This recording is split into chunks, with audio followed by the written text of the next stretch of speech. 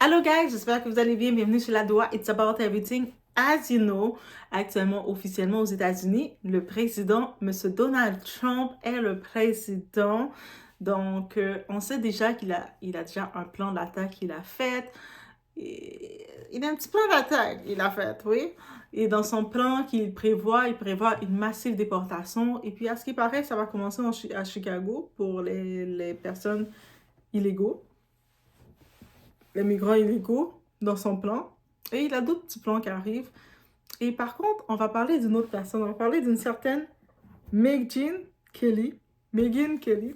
Elle est une présentatrice américaine et elle est commentatrice et tout ça, américaine. Et elle aime ça, comment dirais-je, elle a un humour pour roast les gens. Je sais pas du côté francophone si on est habitué à ce genre d'humour, mais du côté américain, anglophone surtout, leur humour est très... Quand ils font l'humour roast, mais ça veut dire qu'ils te mettent dans le barbecue, ils te font cuire.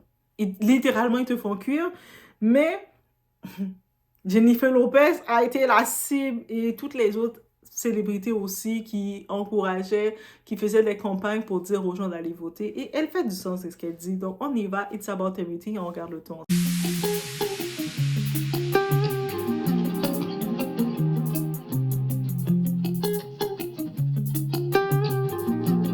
À propos de J-Lo, ça vous plaît que son candidat ait perdu?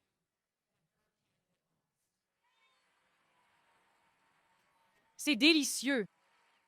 Ces stars d'Hollywood qui osent nous dire pour qui voter. Sérieux?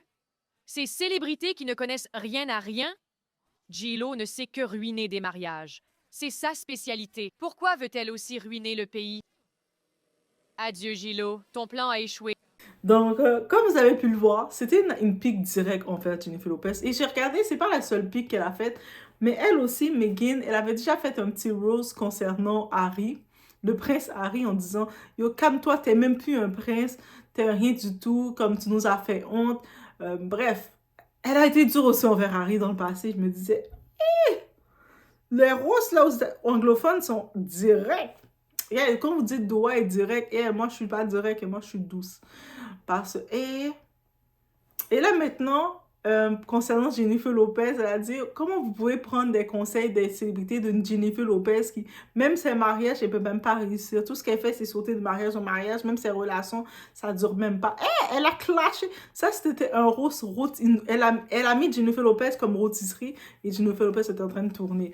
Mais par contre, on va pas se mentir, du côté où elle a raison, c'est que oui, euh, tu sais, les célébrités qui veulent te pousser à voter pour tel parti, faire telle chose, c'est des foutaises.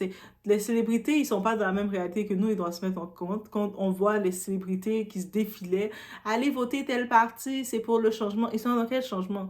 Ils sont pas dans la même équipe que nous déjà. Donc, on doit aussi arrêter de croire qu'ils ont leur intérêt est le même intérêt que nous.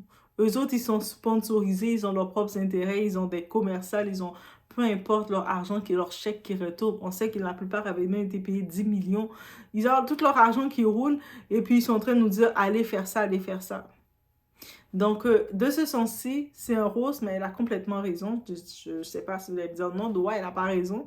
Bref, mais moi, je trouve qu'elle a complètement raison de ce côté-ci.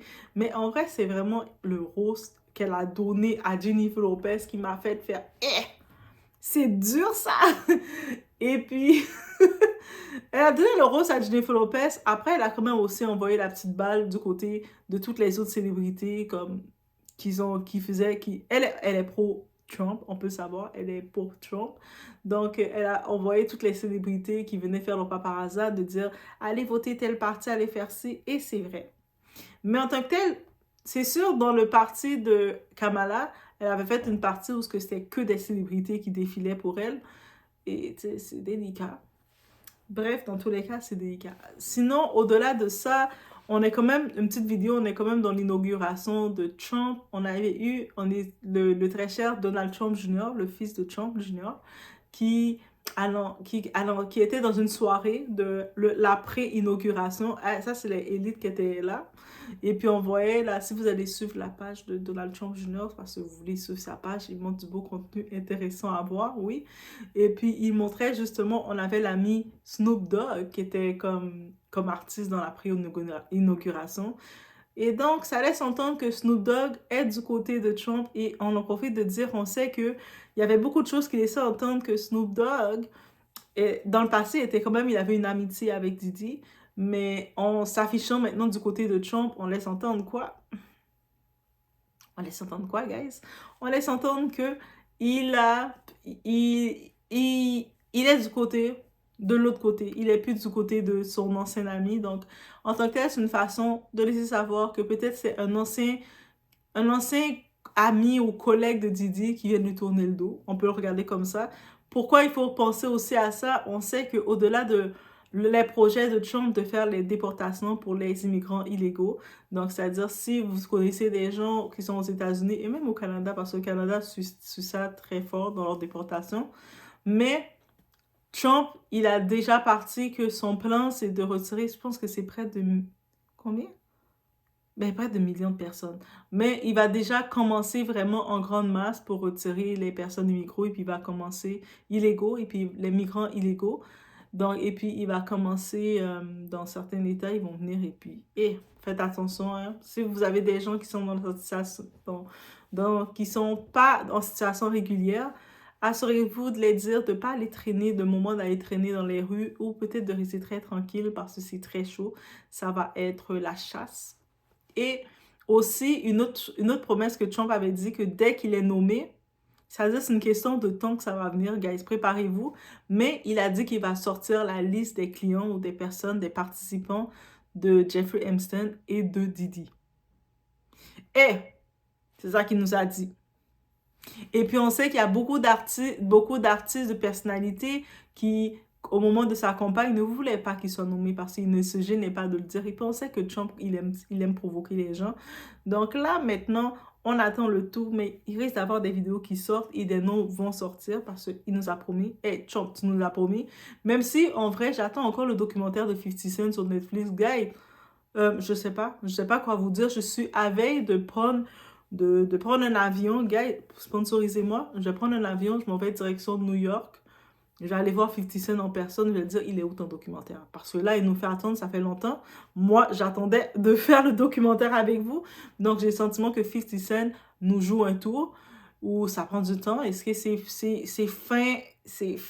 fin janvier? C'est quoi qui se passe? Donc, je suis à veille d'aller voir 50 Cent personnellement pour lui demander qu'est-ce que tu fais. On sait aussi, on est en train de regarder le mois de janvier, le 30 janvier, qu'est-ce qui va venir, qu'est-ce qui va sortir. C'est que notre très chère Candace Owens, elle va exposer toutes ses preuves, ses faits qu'elle a sur le coup présidentiel français. Oui, le monsieur et monsieur Macron. Mais elle a dit qu'elle sort le tour. Je sais du côté de Candace, si elle a donné une date spécifique, elle va le sortir. Elle est très piquée dans les faits. Le côté du documentaire, en plus, quand je suis qu'il y avait un documentaire qui sortait sur Netflix, j'avais pris l'abonnement de Netflix pour ça. C'est sûr, bien entendu, j'ai regardé d'autres films, d'autres choses, je me suis amusée sur Netflix. Mais j'attendais le documentaire, je voulais rien manquer. Et jusqu'à maintenant, je vois aucune annonce de ce fameux documentaire. Donc, je sais pas, est-ce qu'il serait tardé?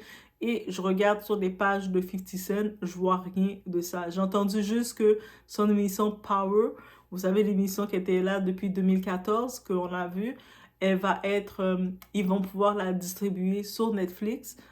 Donc, les francophones, ceux qui voulaient voir le Power version francophone, vous allez pouvoir le voir, c'est une série. Moi, en vrai, j'avais jamais encore vraiment regardé parce que des fois, les séries, je sais qu'il y a 5 saisons, je me dis, ouais, peut-être je vais le regarder. Mais des fois, comme à longue longueur, les saisons, je prends du temps à l'écouter.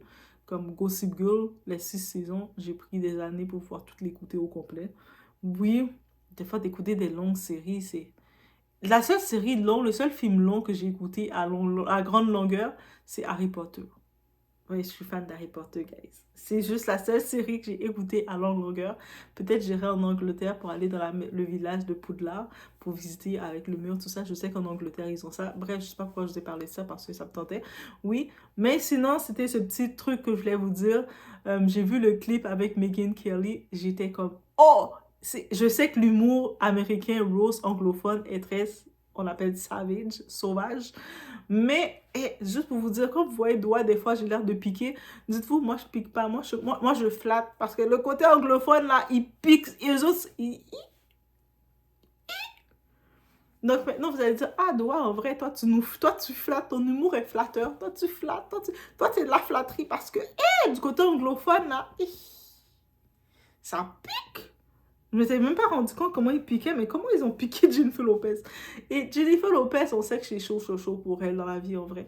Mais bref, c'est chaud pour elle, mais en même temps, j'ai pu entendre que Jennifer Lopez et Kevin Costner, on les a vus au restaurant ensemble, ils s'amusent ensemble. Hey, Jennifer Lopez, l'amour, c'est l'amour. Il faut croire en l'amour, et puis c'est ça que j'aime avec elle, en vrai.